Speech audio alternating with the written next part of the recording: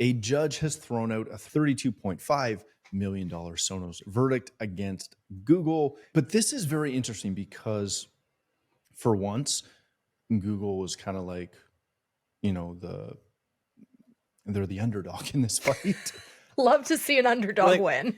They weren't the bad guy I thought they were, Really?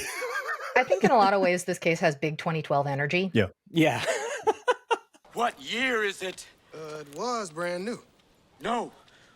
What year is it? We talk lighting kitchens, personal development, and Sonos versus Google. All this and more on this episode of ResiWeek. This is ResiWeek, episode 401, Big 2012 Energy. Welcome to this episode of ResiWeek. This is your weekly roundup of all the latest news and stories for the residential EV industry. I'm your host, Matt D. Scott for AVNation.tv. This week, I'm pleased to be joined by two of my good friends. First, we have Rachel Bradshaw. She is a VP of Account Services over at our good friends at Castricom. How you doing, Rachel?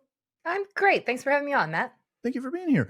Then we have my favorite Florida man, Mr. Seth Johnson. He is a software development manager over at BlackWire. How you doing, Seth?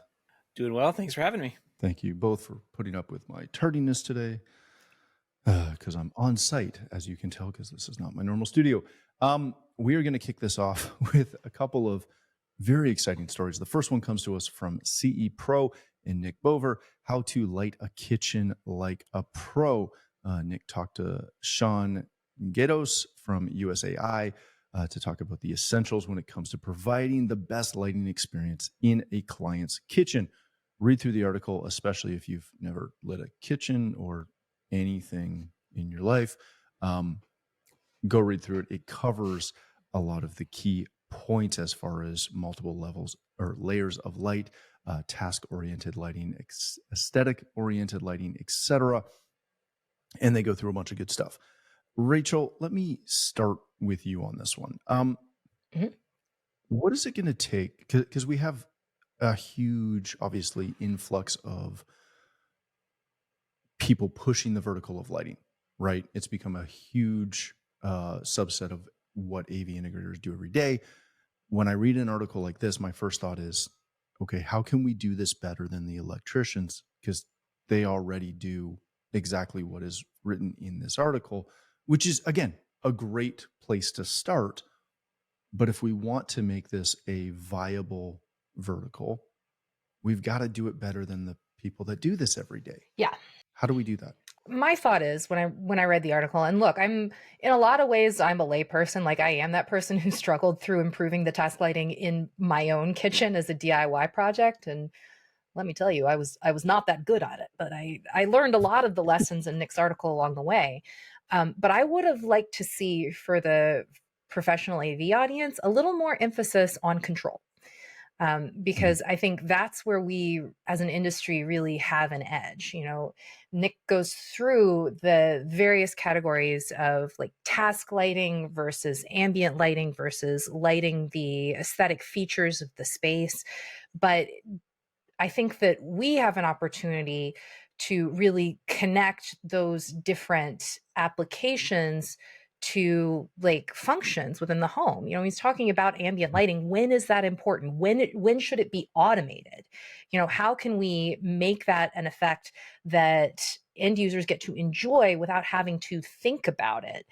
I think back to some of the CEDIA award winners from this year who did clever things like automating the lighting to like at certain times of day to sort of step down in its brightness throughout the day so that if you're moving through the house at night, it's never shocking or blinding to your eyes, so that when you leave a space, the lights don't hard off but fade gently so that you're eased in and out of different lighting environments. And I think that's the sort of expertise and thoughtfulness that a custom integrator can bring to bear on the lighting space. And I'm not saying that a lighting designer can't or won't, but we have the capability to tie that into whole home automation and make it connected to and automated by the other things that are happening in the home. So I think that's the unique selling proposition that our industry ought to be pushing it for. Yeah, for sure. And I'll put a caveat in there. Lighting designers do a great job of this. they typically, as I rope them all into one, they typically don't have as much of a handle on the control side as you mentioned. It's my concern is more the electricians and the typical contractors and renovators who just throw a raceway of pot lights up and go, "Hey, you're good to go." Um, Seth, we do have some decent education in this space. Um, my concern with the education is that it focuses almost too much sometimes on the automation side of it, the control side of it, and not enough on the fixture selection, the lumen selection, the actual blend of technology and design that come into designing lighting for spaces with today's technology. What do we have to do to get our lighting to kind of like blend the tech with the technical design of what the ALA is doing, as far as the American Lighting Association, in their true design aesthetic training? Yeah, that's tricky. It does kind of come down to the control thing. This is one of the things I agree wholeheartedly with what was just said. Like the when I'm talking to the manufacturers about why they're in this space is because they've gone as far as they can with the electricians, and they've gone as far as they can with the designers, and the people that can put their hands on these products and make them actually do what they were designed to do. They were designed to be, tunable lighting to match the daylight outside and do that across the house. Yeah, a designer can specify those fixtures, and you can have that specified inside the house. The electrician can know to kind of put it in, but who's going to program all that and set it all up? It's definitely the integrator. I don't, without having one of those careers and specifying fixtures and understanding lighting design. It's a little bit further along than what the article here kind of covers, but like that's a whole career in and of itself, right? Like there is so much knowledge to be gained there. I'm not sure our industry, at least the beginning in our industry, is not really ready for that. We're barely learning how to hook the lighting up, especially low volt lighting, low volt linear lighting, that kind of thing. We're barely learning how to do that, and we're actually barely getting that into our control systems, right? Like it was just this last year, within the last 6 months, that Control 4 actually got a RGB controller interface put into within the last year or so. But it's like how we're just kept playing catch up that in our industry, and it's been one of those things that's been a toy for so long, but we know that we've needed it now that it's here. Like a lot of control systems have access to that. We have the ability. We just, like you said, we don't have the knowledge, the education to catch up and get this product installed properly, where you're not blowing up power supplies and LED light strips and that kind of thing. Yeah, the Dunning-Kruger effect is real, right? Yeah, a lot of it is you don't know what you don't know, right? You can specify a lot of this product out, or you can get a list of what you need, and then you go in, you try and put it together, and it's all Greek, because there's a lot of like institutional knowledge that comes along with some of these products, even though they're very simple. And as soon as you figure it out, and as soon as you understand why things are the way they are, it's just like hooking up speakers. There's a lot of institutional knowledge in just hooking up a volume control to speakers, but we all had to start somewhere. We all had to figure out and understand what it was doing when we put impedance matching volume controls into a system. Most people don't understand that, but we do, because we were trained and gained that knowledge over years. Let me ask you this just before we leave. I sat in a circadian rhythm class on Friday from a major lighting showroom. They have an in-house brand as well, but I sat in on this. Their entire pitch, once you got past the technical aspect of circadian rhythm, etc., was that the entire thing runs on an app. It all sits on the network, and you don't have to involve an integrator at all. That was the pitch, was you can design this for your customers. And I was the only integrator on the call. But it was, you can design this for your customers, focusing directly on interior designers. And they can run this whole thing. And I looked at the app, I looked at the system. It is phenomenal. Where do are we going to get lost? To your point, Seth, we're not very good at necessarily even putting some of this stuff in yet. And the lighting manufacturers are pushing this so fast. I don't know if the control companies are going to be able to keep up. I think that's a valid concern, Matt. Like that we have so many technologies that are entering the marketplace right now that make things easier for lay people to do, right? To do some pretty sophisticated stuff. But what those technologies are not that good at yet, and they may get that way, they may get that way really fast, but they're not that good yet at true customization. And when I think about, an app that can program circadian lighting rhythms, like that's very impressive. And if you're like predicating your whole lighting vertical on being able to provide circadian lighting to folks, like that may be really threatening. But I hope that as an integrator, you're not doing that. That as an integrator, you're talking to people in the home about what they really want to do in their home, how they really use their spaces, what they really love about their home, and designing their lighting around that instead of just around the sun. Because, and this is where I'm going to get a little spicy. I don't know, circadian rhythm, like the benefits of circadian rhythm are pretty tenuous. Like I don't think that has been borne out in research and experience. And I think that lighting that focuses more on what people actually like to do in their homes and what they love or hate about being in their homes is both like a little more challenging to achieve and something that's more in the sweet spot of integrators. I'm going to get you on to debate Huberman on that one. Yeah, but I 100% agree. If you actually go back and do research and figure out and look through the actual papers they're referencing for the scientific papers, they're actually referencing for, it's very thin. It involves about a survey of 20 people of stroke patients in the 90s, and only 10 of them filled out the form, and only 3 of them actually filled it out right. And that's what we're basing all the science on. Oh, that's very tough. Yep. So, and they all reference each other. Oh, yeah. Thank you, Seth. I love a methodology queen. Yeah, sorry. Went down that rabbit hole during the pandemic, just trying to figure out what was going on. But yeah, it's still a cool technology. I do like the idea of having that circadian or just like the daylight matching, I guess. Yeah, it makes sense, but it shouldn't be the only thing. Right. It's an interesting technology. It's really cool to have in the house. And it does add a nice little technology package on. Like, it's very good for integrators to do.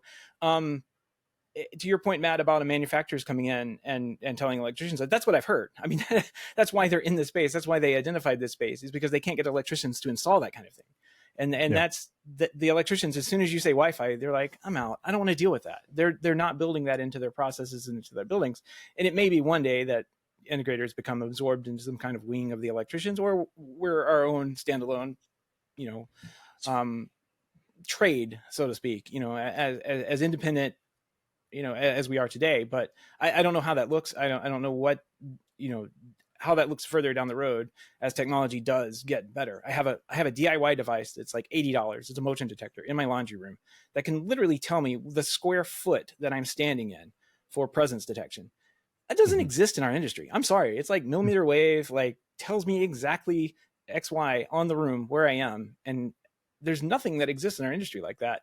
And it's way better than a motion detector. And I can literally walk up to a sink and turn a light on at the sink that I'm at, because it knows exactly where I am. And we don't have, our industry is, I don't even know if that's on the radar, right? So not even close. Yeah. Let's change topics for a second before we both frustrate all of our partners in that role. This comes, and all your hate mail to me, not to Seth. Because I'll happily debate you on it. This comes to us from Residential Systems. Women in Consumer Technology and CEDIA are hosting a coaching event at CEDIA HQ in November. It's a all-day event called New Year, New You, the Power of Executive Coaching. They've got some really good stuff, including a session by Stephanie Brown, Nancy Ratley, and Caroline Dowd Higgins on coaching, wheel of life, and your leadership in coaching. I think this is fantastic. Seth, let me start with you on this. Do we as an industry invest enough into personal development like this? No, I don't think so. Yeah, we're basically each day trying to make it through that day without a fire coming up, I think. And that's been my life and my experience as an integrator all the way to today. But if there's more of that personal development, personal train, and investment back into yourself and into the people around you, as far as your employees, like the rewards that you get from that kind of thing, the different thought patterns that come out of it, the different ideas that can come to you while you're just sitting there at night. You wake up in the middle of the night and you have that sudden thought idea. I mean, it's amazing. So I love to listen to all sorts of those things just to get better ideas that may not come to me while I'm listening to them, but I may apply it to something that later on down the road. Like why am I so busy doing this? I have qualified people. Let's make sure that they're empowered to do their job and trained to do their job, and they go out and do a better job than I could have ever done. So yeah, I definitely think that personal development is very lacking in our industry right now. Fantastic. Or not fantastic, but good take. Rachel, we talked a couple of, not you and I, sorry, on the show, we talked a couple of weeks ago about trying to professionalize our channel in our industry. Mm-hmm. And I think kind of to this article, to this event, and to Seth's point, this is kind of one of the big keys, right? Anytime I read a leadership book or listen to anything in that vein, if I try to relate it to something I've seen in our channel, there's no connection ever, minus a handful of people. Does professional development and kind of truly learning what leadership is that the key to advancing our industry as a whole? I think it's a key. I think without a doubt, it's a key. I think some of the other things that CEDIA is doing are equally important. I think about, the new RP22 recommended practice, which is about, setting a paradigm for agreeing on what it means for a home theater to be as good as a cinema, or to convey artistic intent through objective measurements. I think that's an important part of professionalizing the industry too, right? Setting out those kinds of, I don't want to say standards, because it's not a standard, it's recommended practice, but those sort of foundational baseline concepts that integrators and their customers can agree on and form a shared vocabulary around, so that everyone knows when expectations are and aren't met. The certification program too, I think, is a critical aspect of professionalizing the industry, but it doesn't work without people to model your career after. It doesn't work without professionals that you can learn from, ideas share with, and who can help advise you through those things that you can't put on a standardized test or that can't be codified within a recommended practice. You need that human to human professional network in order to advance and grow as well. And I think that this is one of the intangible benefits that a professional association really brings the industry, because let's be honest, the professional coaching space can be pretty scammy. No, I don't believe that. Really? Because if you don't, I have some podcasts to recommend to you. Not that there are any other podcasts. No.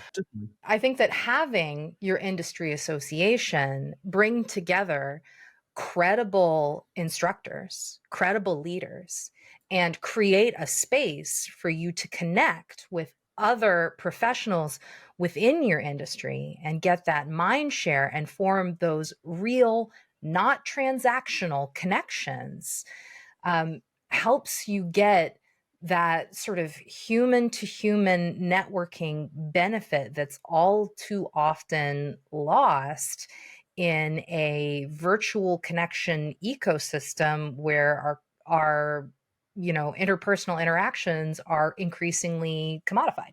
Yeah, that's a very good point. All right, let's hit our last story of the day, because I know everyone will have fun with this. This comes to us from CE Pro. A judge has thrown out a $32.5 million Sonos verdict against Google.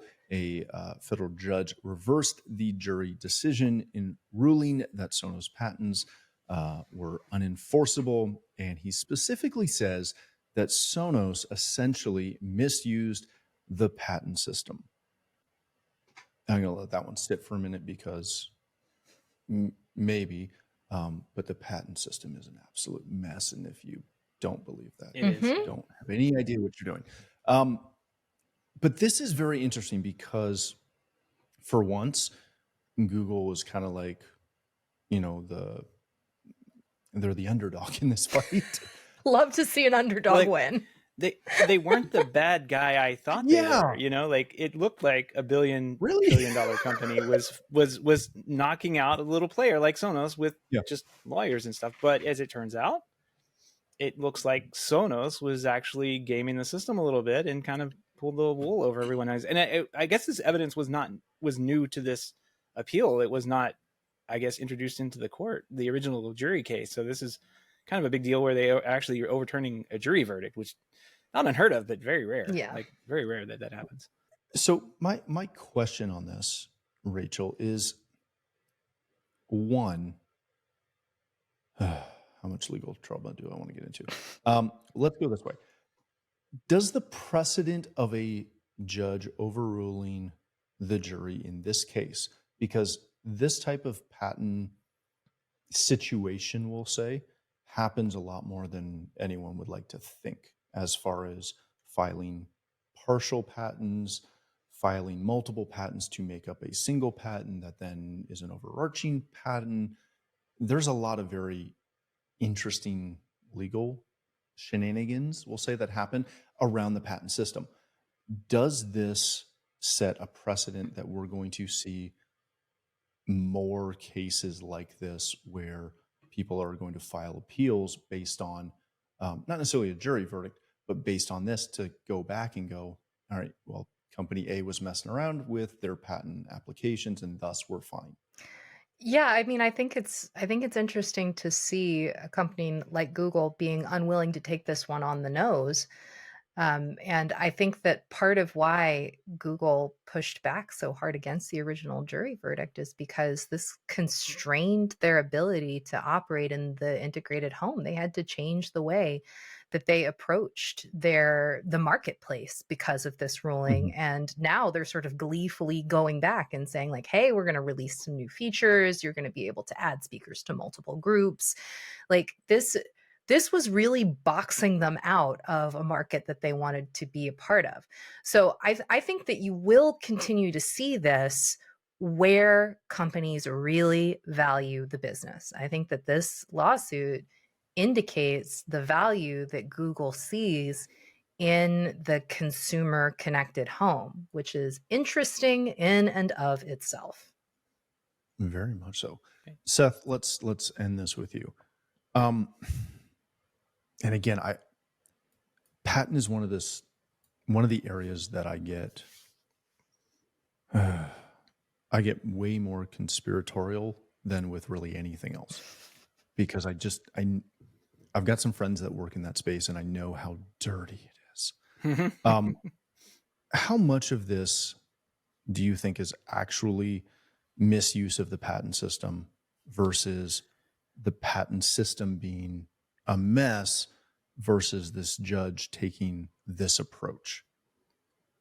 Oh, that's a good question. Was this the normal game that you're supposed to play when you file a patent? It probably looks like it, right? Sonos didn't pay dumb lawyers to amend an old patent that wasn't supposed to have with a new feature that wasn't supposed to have new features. Like, you can't do that.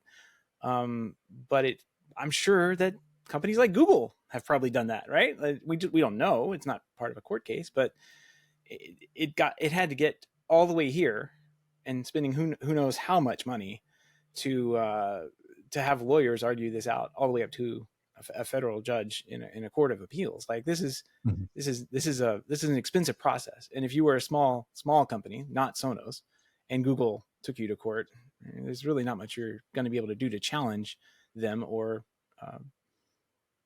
go back and see. I have experienced this in my own personal life where a large company sued one of my family businesses here, my wife's, for a patent infringement they had no right to. They did not even have a patent.